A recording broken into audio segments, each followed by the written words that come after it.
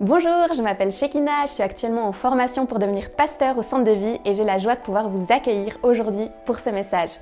Je me réjouis que vous puissiez vivement l'écouter, attentivement et surtout que vous puissiez recevoir de la part de Dieu une parole spécialement pour vous.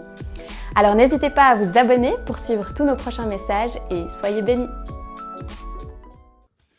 Merci Shekina. Bonjour tout le monde, bonjour ceux qui regardent sur les médias, sur Internet. Alors tout d'abord, merci pour l'accueil, merci à tout le leadership de l'Église Centre de Vie de m'accueillir moi et aussi mon ami Gérard, je dis GG. C'est vrai qu'on vient de l'île de la Réunion et on vous remercie parce qu'en cette saison, au moins, vous nous permettez de mettre un pull.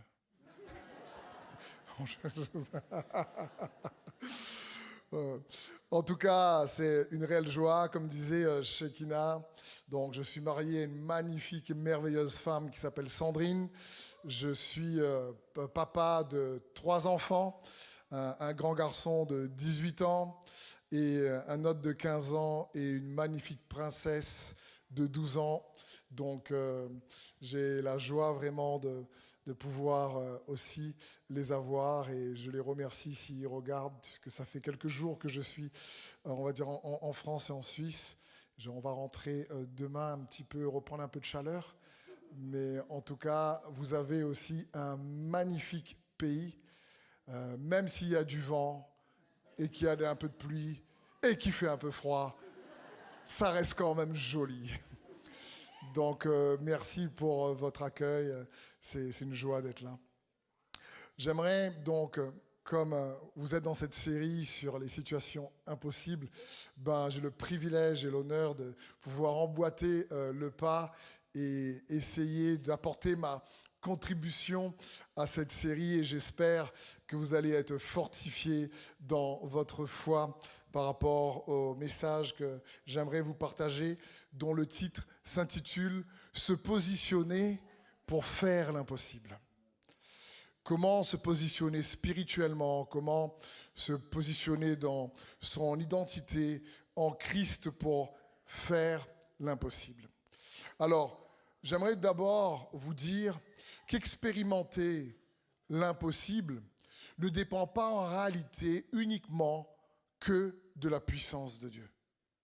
Expérimenter l'impossible ne dépend pas en réalité uniquement de la volonté de Dieu.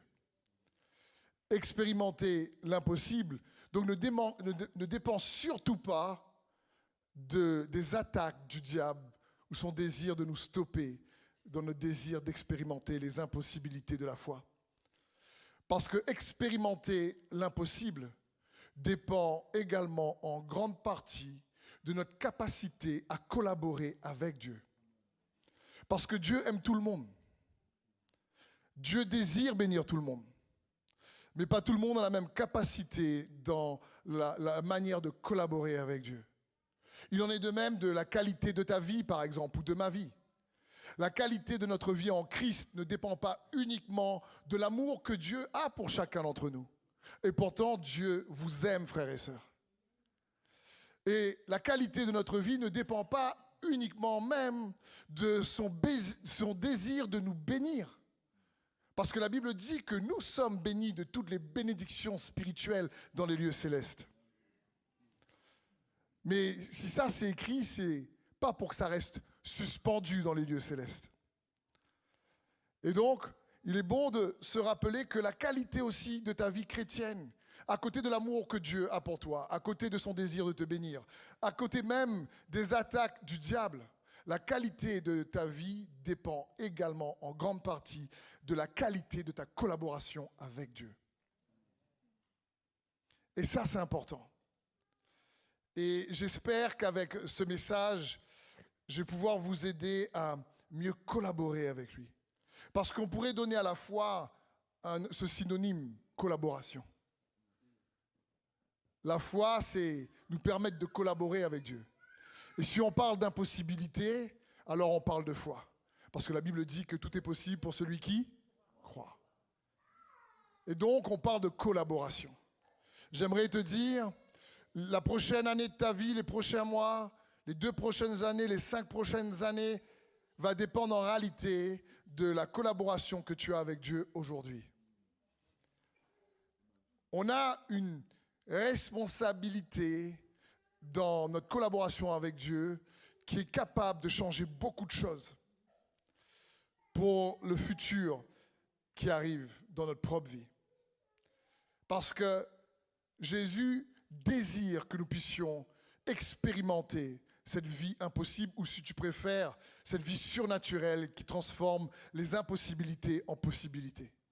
Parce qu'un chrétien, qui signifie petit oin, doit expérimenter le fait que le surnaturel est naturel. Parce que la foi nous permet d'expérimenter le surnaturel de manière de plus en plus naturelle. Jésus dit, je suis sûr que vous connaissez ce verset dans Jean 10, 10, il dit, le voleur ne vient que pour dérober et détruire, mais moi je suis venu vous donner la vie et la vie en abondance. Ici, quand il dit la vie, il parle de la vie Zoé, il ne parle pas de la vie biologique, parce qu'il parle à des gens qui vivent biologiquement devant lui. Donc il ne parle pas de la vie biologique. Quand il parle de la vie abondante, il parle de la vie d'en haut, la vie que lui donne, la vie en Christ, la vie de résurrection, la vie spirituelle qui vient se superposer à ta vie biologique. Il parle de cette vie abondante-là, cette vie surnaturelle, si tu préfères. Une vie qui vient défier l'impossible. Et il aime et il désire qu'on puisse expérimenter cette vie riche en impossibilité, en paix, en joie, malgré les défis de la vie, malgré les soucis, malgré l'adversité. Et j'aimerais donc vous partager quelques principes aujourd'hui qui, j'espère, va vous positionner, comme je le disais, pour faire réellement des œuvres impossibles. Et ça nous demande, bien sûr, de cultiver notre foi. Et j'aimerais, en guise de premier point, vous dire tout simplement, protège ton feu, ton zèle. Protège ton appétit. Protège ta soif de plus de Jésus. Il m'est arrivé quelque chose il y a 2 ou 3 ans en arrière. J'étais à Roissy, à l'aéroport, et j'étais avec les écouteurs sans fil. Et l'avion arrive, je sors de l'avion, je mets les écouteurs dans ma poche. Et quand on se met au milieu de l'avion comme ça, vous savez, tout le monde est un peu entassé. Tout le monde veut sortir de l'avion et on se bouscule. Et il y a une femme qui me bouscule, je ne fais pas attention. On est dans l'avion et puis je continue. Puis une deuxième fois, elle me bouscule, je ne fais vraiment pas attention. Et on continue à avancer. Puis je la vois un peu me regarder, puis courir un peu vite. Je ne fais pas attention. Dès qu'on a fini de passer les papiers au niveau de l'aéroport, je mets ma main dans ma poche pour récupérer ma boîte où il y a mes écouteurs sans fil. Et la boîte est toujours là, mais les écouteurs ne sont plus dedans. Alors là, je me fais non. Je me fais, c'est pas possible. Je venais de mettre les écouteurs dans la boîte et sortir de l'avion. Je me fais, mais c'est pas possible. Et là, je percute et je me dis, oh purée, c'est elle qui a volé mes écouteurs avec ces 2 coups là que j'ai pas sentis là. Je dis, oh purée, je me suis pas aperçu du tout qu'elle avait volé mes écouteurs. C'était trop tard quand je me suis rendu compte. Et vous savez, là j'ai compris une chose. Ça a illustré le propre ou la capacité d'un bon voleur.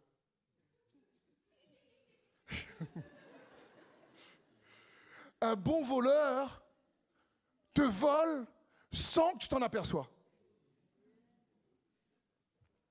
Tu ne t'aperçois pas qu'il t'a volé. Parce qu'un voleur ne s'annonce jamais. Il ne dit pas « Coucou, je viens cette nuit à 2h du matin voler chez toi ». Il ne dit pas ça.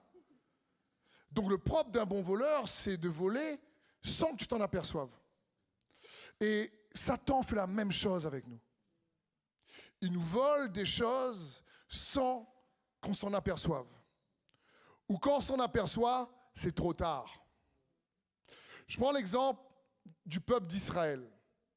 Ils sortent de l'Égypte, et là, signe miracle prodige, ils traversent la mer Rouge, ils sont dans le désert, Pharaon et son armée sont noyés dans l'eau, ils ressortent libres et ils doivent se positionner pour entrer dans la terre promise et hériter des promesses que Dieu leur donne. Ils doivent donc se réjouir de pouvoir rentrer dans un pays où coule le lait et le miel. Mais ce qu'ils ne se sont pas rendus compte, c'est que ce que l'ennemi les avait volés, c'était l'appétit de connaître plus Dieu, le courage d'avancer.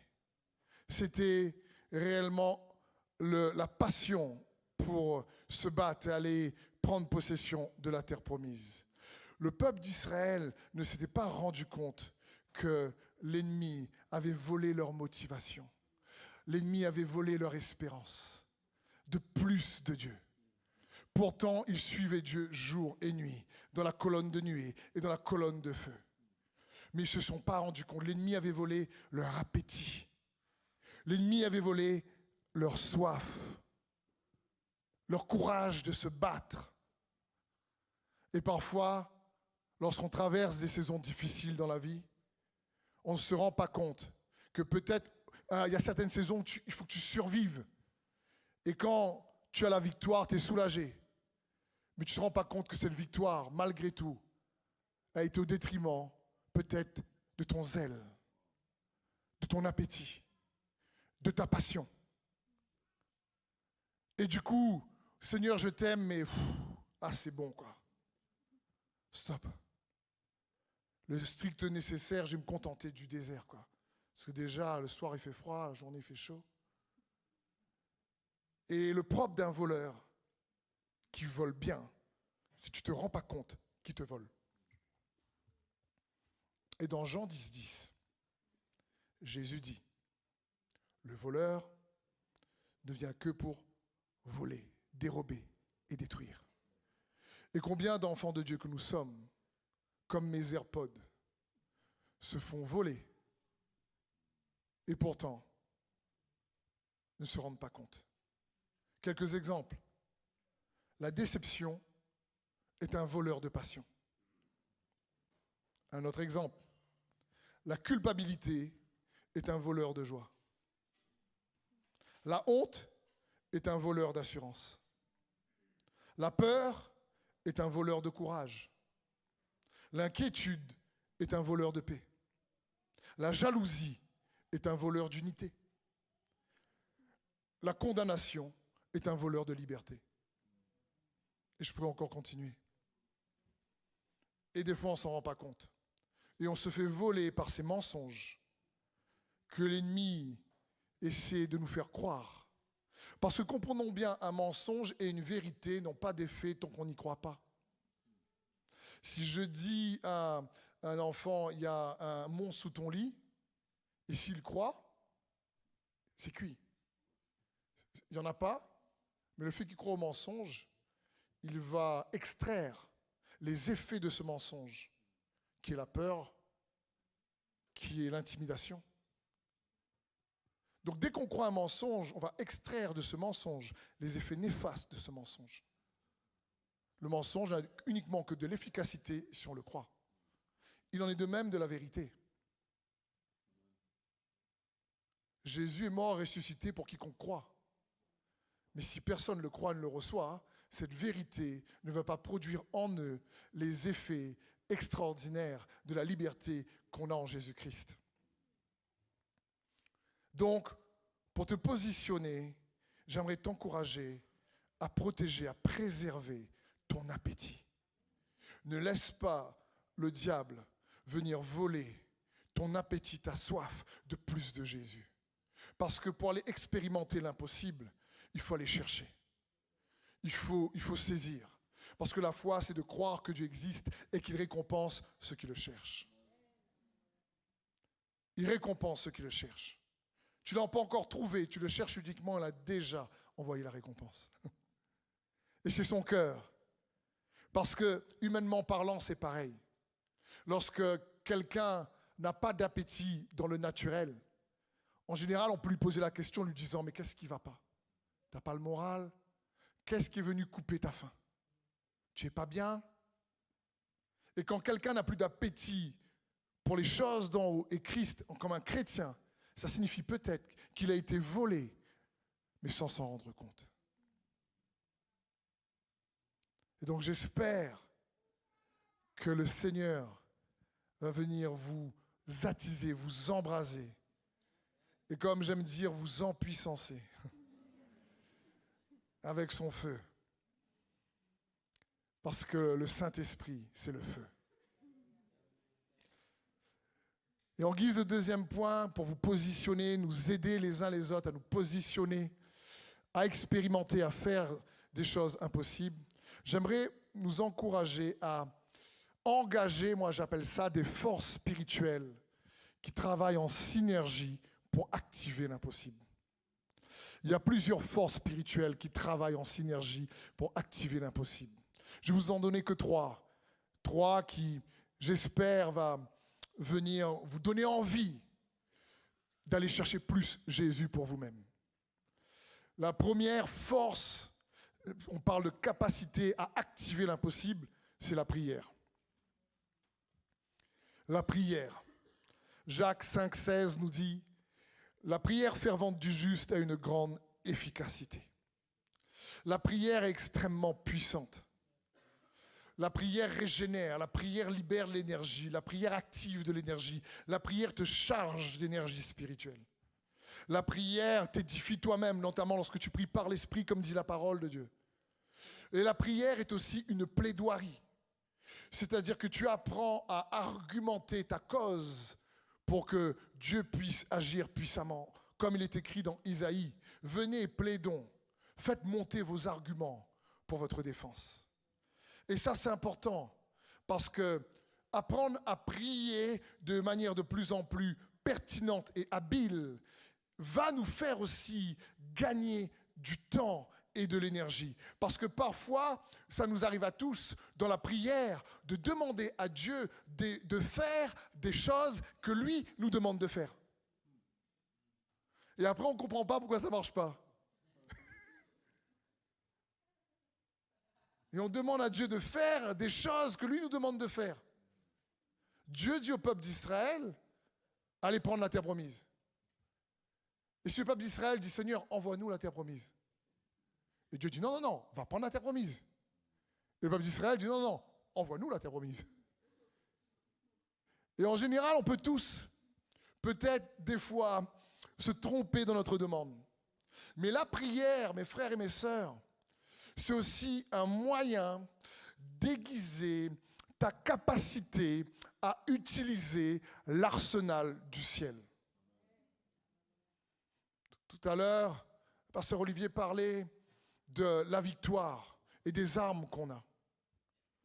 Et la Bible dit que nous avons des armes spirituelles surpuissantes pour renverser les forteresses.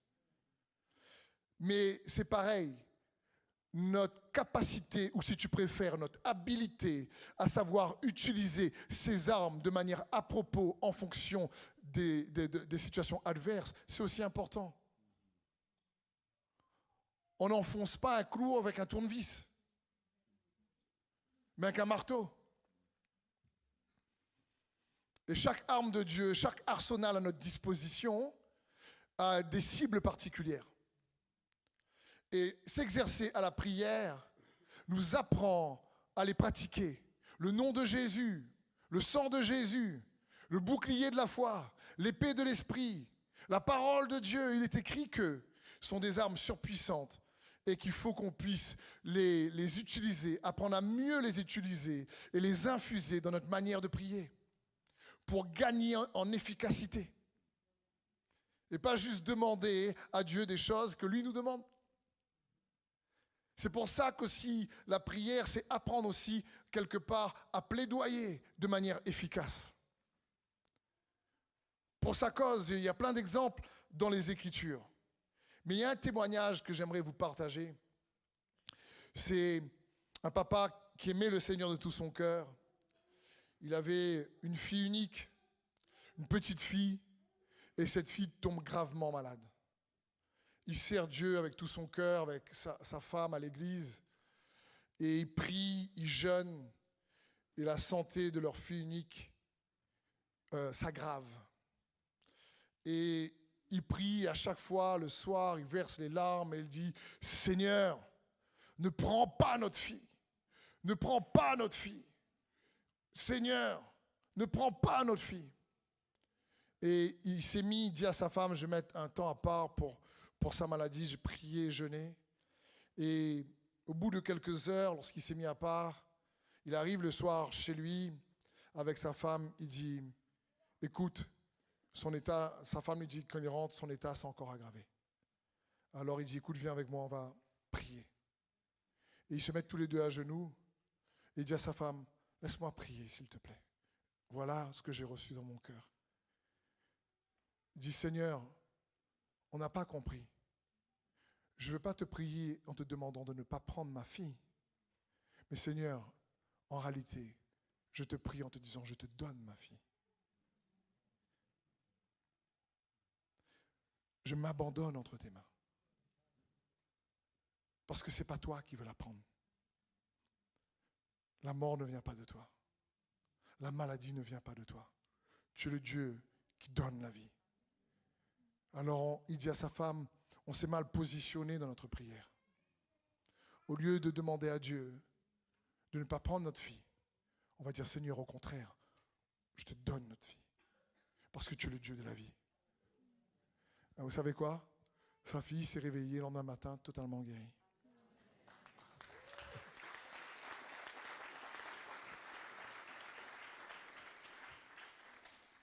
Donc comprenons bien, la force de la prière, c'est surpuissant.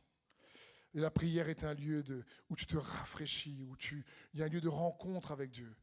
La Bible dit, Psaume 92, 11, « Mais tu me donnes la force du buffle, je suis arrosé avec une huile fraîche, où tu ressens sa présence, son onction. » Parce que la deuxième force que j'aimerais te partager, c'est la force de l'amour, en synergie avec la prière. La force de l'amour. La Bible dit, nous l'aimons car il nous a aimés le premier. Nous l'aimons car il nous a aimés le premier. C'est ce qui compte.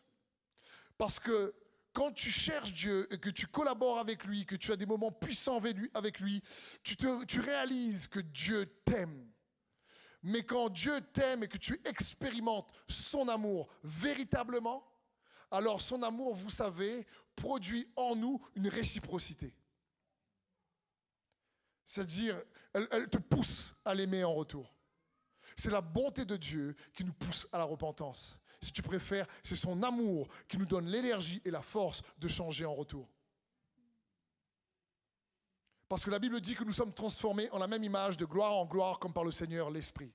La gloire de cet amour qu'on expérimente dans l'expérience de notre intimité ou de notre vie de foi avec lui, ce qu'elle va produire en nous, cet amour qu'on expérimente, va produire en nous une réciprocité pour aimer plus et aimer mieux. Elle va nous donner la force d'aimer comme lui aime. Aimez-vous les uns les autres comme je vous ai aimé. Mais si on ne sait pas ou on n'expérimente pas de manière personnelle ou individuelle comment il nous aime, c'est compliqué de pouvoir l'aimer. Et on ne peut pas l'aimer juste de manière théorique ou intellectuelle. La Bible dit teste et goûte ô combien Dieu est bon. Dieu se teste, Dieu se goûte. Quand tu as une relation avec lui, tu goûtes à son amour. D'ailleurs, lorsqu'on a tous, je crois, si tu as donné ta vie à Jésus il y a quelque temps de ça, c'est parce que tu es touché par son amour. Il y a quelque chose qui se passe en nous et cet amour reproduit une réciprocité. Bien-aimé, nous l'aimons parce qu'il nous a aimé le premier. Il y a la puissance dans cette rencontre. Lorsque la prière est mixée et que tu arrives à extraire de tes moments d'intimité réellement une mesure d'amour supplémentaire. Parce qu'il y a un avantage certain d'être chrétien. Mais comment faire pour, dans notre relation ou collaboration, si tu préfères, avec Dieu, savoir vivre en étant de plus en plus pertinent dans notre manière d'extraire les bienfaits qu'il a pour nous? C'est dans ce sens. que Dieu désire. Et je prie par exemple que aujourd'hui, alors vous m'écoutez, tout le monde ne reçoit pas de la même manière, en général, la parole de Dieu, parce que chacun a divers défis et chacun est unique. Mais je prie que tous puissent au moins extraire quelque chose qui contribue à votre foi et qui vous encourage et qui augmente votre appétit pour plus de Jésus. Parce que dans Galates 5:6, il est écrit, en effet, en Jésus-Christ, ce qui a de l'importance, c'est ni l'incirconcision, ni la circoncision, mais seulement la foi qui agit au travers de l'amour. C'est la foi qui agit. C'est comme si, avec la force de la prière et la force de l'amour, voilà des ingrédients qui composent aussi le carburant qui nous permet d'activer les impossibilités. Parce que l'obéissance de la foi doit toujours être active par l'amour. Parce qu'on peut obéir de plusieurs manières. Un enfant, le papa ou la maman dit, si tu n'obéis pas, tu es puni. Il obéit par peur. On peut obéir par devoir. Ben, je suis payé pour ça. C'est mon travail. Moi, j'ai le sens moral, quoi. On peut obéir par intérêt. Oh, je vais faire ça parce que ça va me rapporter ça. Mais ce que Dieu veut, c'est la foi agissante par l'amour. C'est l'obéissance de la foi activée par l'amour qu'on reçoit de lui et qui reproduit en nous une réciprocité et qui permet d'utiliser notre propre liberté pour pouvoir la mettre au service de son amour. C'est ce que Dieu désire. La dernière force, bien sûr la force de la foi. La synergie de la prière, de l'amour et de cet amour, de cette foi agissante par l'amour, c'est important. Mais il y aurait tellement à dire sur tous ces sujets que j'aimerais juste zoomer par rapport à la foi sur le fait que j'aimerais juste t'encourager à croire que tu as déjà tout ce qu'il faut pour expérimenter une vie impossible. La Bible dit dans Marc 11, 24, c'est pourquoi je vous dis, tout ce que vous demanderez en priant, croyez. Croyez que vous l'avez reçu. T'encourager à croire. Et au lieu de regarder à ce que tu n'as pas, de regarder à ce que tu as. Parce que Dieu est capable de faire des prouesses avec des miettes. Comme cette femme qui dit, les miettes me suffisent. Et elle a son miracle. Parce que la foi est capable de transformer des miettes en une tresse.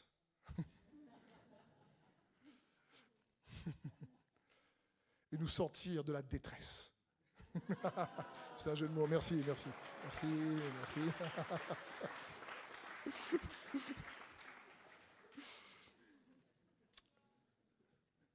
Tu as ce qu'il faut, mon frère et ma sœur.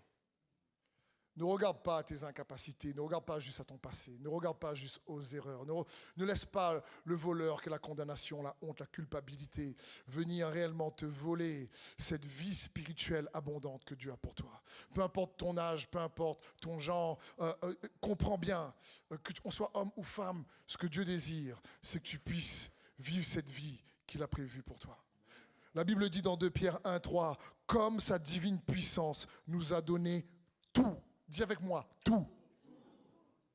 Et tout, c'est tout. J'ai beau chercher dans le grec tout ça, c'est tout.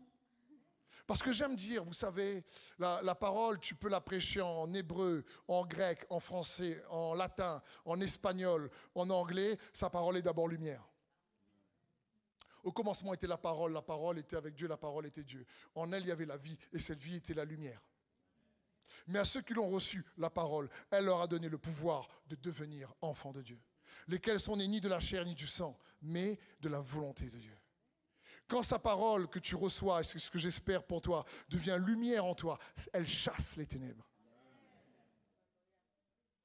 Et je prie que juste ce verset, comme par sa divine puissance, il nous a donné tout, que ça jaillisse comme une lumière en toi. Et que tout mensonge qui veut te faire croire que tu n'as pas ce qu'il faut pour faire ce que Dieu veut faire avec toi dans cette vie puisse disparaître. Parce que sa divine puissance nous a donné tout ce qui contribue à la vie et à la piété au moyen de la connaissance de celui qui nous a appelés à sa propre gloire et à sa propre vertu, lesquelles nous assurent de sa part les plus grandes et les plus précieuses promesses, afin que par elles les promesses, vous, toi et moi, vous deveniez participants de la nature divine en fuyant la corruption qui existe dans le monde par la convoitise. 2 Pierre 1, 3, 4. Dis, mais vous puissiez réaliser que vous avez tout. Comment on réalise qu'on a tout ce qui contribue à la vie et la piété? Par la connaissance de Christ. Plus tu le connais, plus tu as de l'appétit pour le chercher, plus tu réalises qui il est. Christ Jésus est bien plus massif, bien plus grand qu'on le pense. Sa capacité à te restaurer est bien plus puissante que la capacité du diable à te détruire. Tout dépend de qu'est-ce que tu préfères croire. Sa capacité à te relever est bien plus puissante que la capacité du diable à te rabaisser ou à t'humilier. Peu importe les circonstances ou les personnes qu'il a utilisées. Parce qu'il est Seigneur. Et si tu l'as, lui, tu as ce qu'il faut pour faire la différence.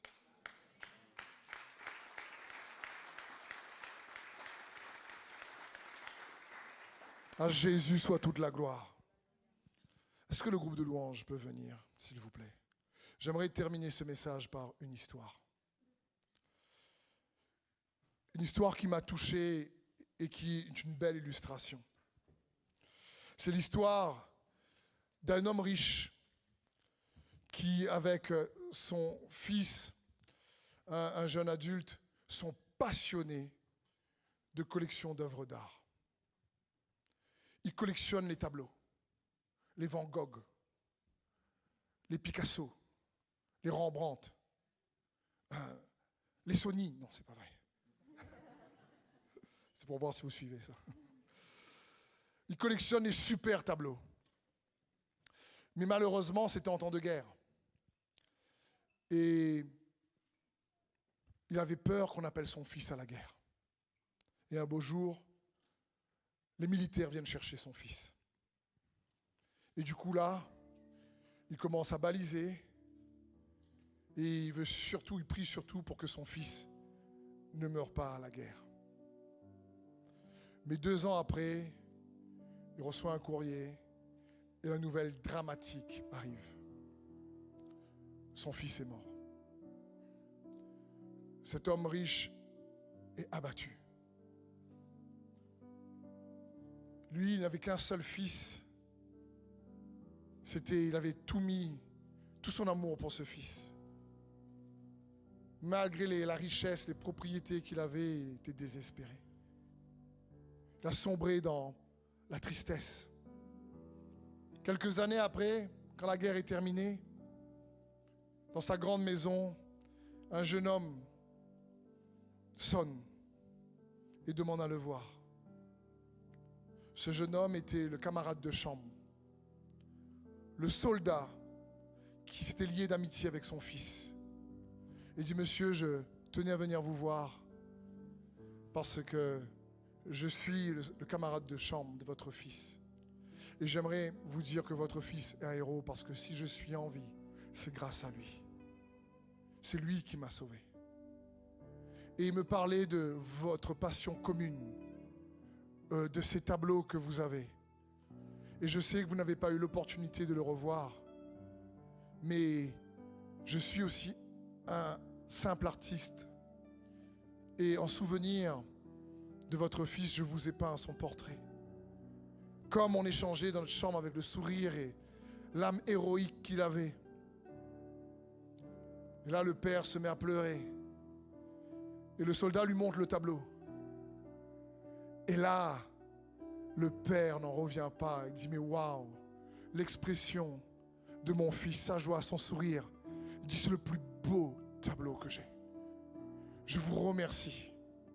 Et puis le soldat part. Quelques années plus tard, l'homme riche meurt et met en vente toute sa collection de tableaux. Les gens du monde entier viennent. Et là, ils attendent d'acheter les Van Gogh, les Picasso, etc. Et le commissaire-priseur commence avec un tableau qui les surprend. Un tableau qui s'appelle le Fils. Et il montre le tableau, le Fils, et le commissaire-priseur dit « Qui veut le Fils? Qui veut le Fils? Qui veut le Fils ?» Et les gens qui sont dans la salle disent « On s'en fiche du Fils. Il est nul ce tableau. On veut les Van Gogh. On veut les Picasso. Passez à autre chose. » Et le commissaire-priseur insiste « Qui veut le Fils? Qui veut le Fils ?» Et les gens dans la salle commencent à s'agacer. Et à un moment donné, il y a une petite main qui lève et qui dit « Moi, je veux le Fils. » C'était le soldat qui avait fait le tableau. Il dit « Pour combien vous le voulez? 10 francs. » C'est lui qui l'a peint.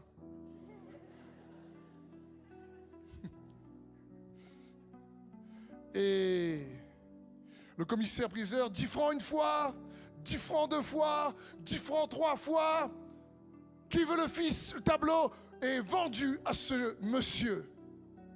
Ah, et tous les autres dans la salle disent enfin, passons à autre chose. Et là, le commissaire-priseur, d'un coup de marteau, dit les ventes sont terminées. Alors il y en a qui sont déplacés de loin et ça les enrage. Il dit mais pourquoi les ventes sont terminées? Il dit parce que dans le testament de l'homme qui vend ces tableaux, il était écrit que celui qui achètera le tableau du Fils aura tous les Van Gogh, tous les Picasso, tous les Rembrandt et même toutes ses propriétés.